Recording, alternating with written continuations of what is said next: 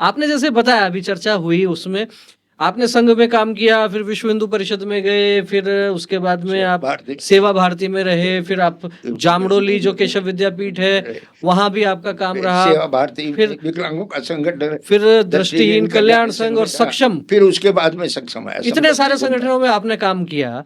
इनमें सबसे अधिक आनंद कौन से संगठन में काम करते हुए? आनंद है सब में एक क्योंकि मुझे आज लगता है, मुझे आज लग रहा है, अगर मैं संघ का स्वयंसेवक नहीं होता और इस सब कार्य से अगर मैं नहीं गुजरता तो आज मेरी इस उम्र में भी मैं आज की तारीख में संघ के कारण से स्वस्थ हूँ। संघ के कारण स्वस्थ है। दिनचर्या वहाँ की जो रहती है उसके मैं 4 बजे पूर्व उठता हूँ। अच्छा। और 1,500 लोगों को पंचांग और सुविचार भेजता हूँ। अच्छा, आज भी। तो अभी भी सामाजिक रूप से सक्रिय बने हुए हैं। और उनके कारण से आज सामने ही, घर के सामने ही, क्योंकि मेरे कुलदेव अगर सालासर बालाजी है, उन्होंने मुझे मंदिर बना दे दिया, उसका सारी व्यवस्था, समाज से जुड़े रहने की व्यवस्था, और आज भी वैसे ही। और विकलांगों का संगठन जो मेरे को जिम्मेदारी, अखिल भारतीय जिम्मेदारी भी दी, नगर में भी पहले प्रांत का जिम्मेदारी, फिर क्षेत्र की जिम्मेदारी लेके मंत्री और अध्यक्ष दोनों रूप से, इसलिए पूरे राजस्थान में संगठन को खड़ा, इस सक्षम को खड़ा करने का श्रेय मुझे संघ ने दिया।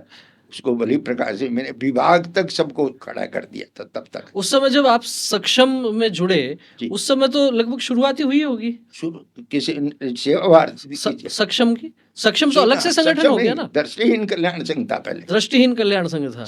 दृष्टिहीन कल्याण संघ कलकत्ते से प्रारंभ हुआ था। अच्छा। और संघ की योजना से हुआ था, फिर उसमें कुछ विकार पैदा होने लगे, तब इन्होंने कहा कि ये तो एक आंखों के लिए, केवल आंखों के लिए था, जिनके आंखें नहीं। अखिल भारतीय लेवल पर ये तय हुआ कि विकलांगों का पूरे तरह से काम करें।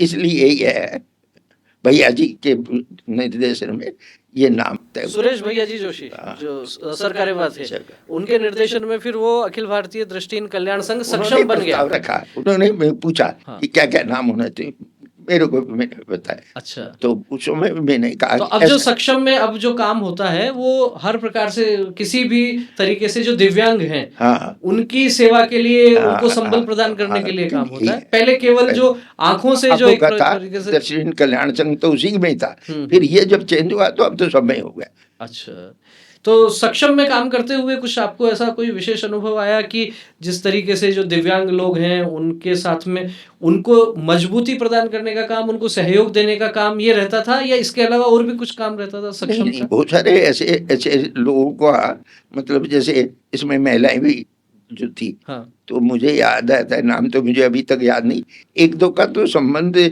मैंने दोनों का संबंध भी करवाया। अच्छा अच्छा, जीवन कुल मिला के उनका सुगम कैसे बन सकता है, इसके लिए सक्षम काम करते थे। और एक अनुभव ये भी आया कि हम मानते ही हैं, मैंने लोगों को उस समय कहा भी था, लोगों को समझाया भी, कभी कभी अपन भी चाहिए कि जैसे बने कि कोई दृष्टिवादी है तो एक बार आधे घंटे के लिए, 1 घंटे के आंख बंद करके काम करके तो देखो।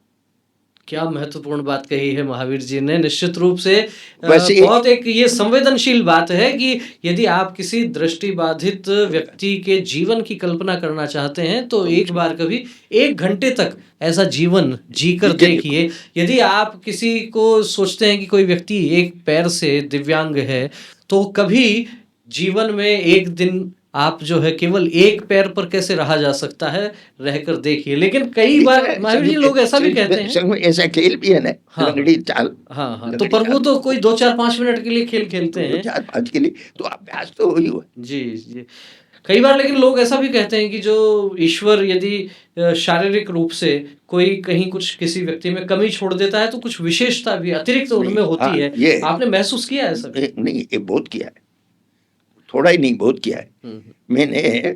ये जो दृष्टिवादी व्यक्ति है उनकी सोच आज भी, कभी भी किसी दृष्टिवादी से आप कभी बात करके देखो, उनकी दृष्टि न होने पर भी उनको इतना ज्यादा अनुभव हो जाता है एक बार, क्योंकि ये जो संगठन कभी अखिल भारतीय भी रहा, उसमें भी जब बैठ के रही तो दृष्टिवादी को एक बार कहाँ लेटरिन बाथरूम है, एक बार लेकर उनको दिखा दिया हम्म। तो फिर दोबारा बताने की जरूरत नहीं पड़ती।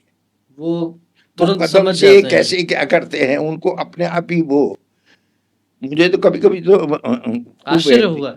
आश्चर्य होता था हम्म कि दिखने वाले व्यक्ति भी उकचुक हो जाते हैं, हम्म। पर वो उनका कदम या सोच, हम्म। ऐसे ही बहुत सारे ऐसे लोग हैं जो सक्षम में अभी भी है जो अच्छी कविता करते हैं। अच्छा, निश्चित रूप से समझा जा सकता है कि कुछ न कुछ यदि कमी रह गई है तो उसकी पूर्ति भी ईश्वर करता है और कुछ विशेष गुण भी उन लोगों को देता है।